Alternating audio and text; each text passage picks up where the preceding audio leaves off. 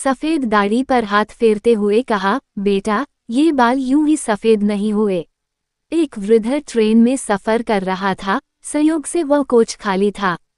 तभी 8 से 10 लड़के उस कोच में आए और बैठकर मस्ती करने लगे।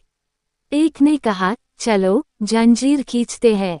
दूसरे ने कहा, यह लिखा है 500 रु जुर्माना और 6 माह की कैद।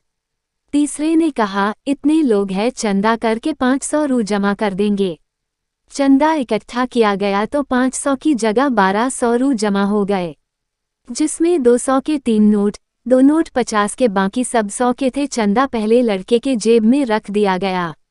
तीसरे ने कहा, जंजीर खींचते हैं, अगर कोई पूछता है तो कह देंगे बूढ़े ने खींचा है, पैसे भी नहीं देने पड़ेंगे। तब बूढ़े ने हाथ जोड़ के कहा, बच्चों, मैंने तुम्हारा क्या बिगाड़ा है, मुझे क्यों फंसा रहे हो?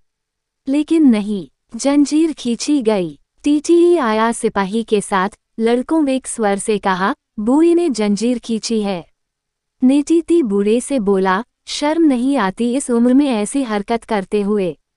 बूढ़े ने हाथ जोड़कर कहा, साहब, मैंने जंजीर खींची है, लेकिन मेरी बहुत मजबूरी थी।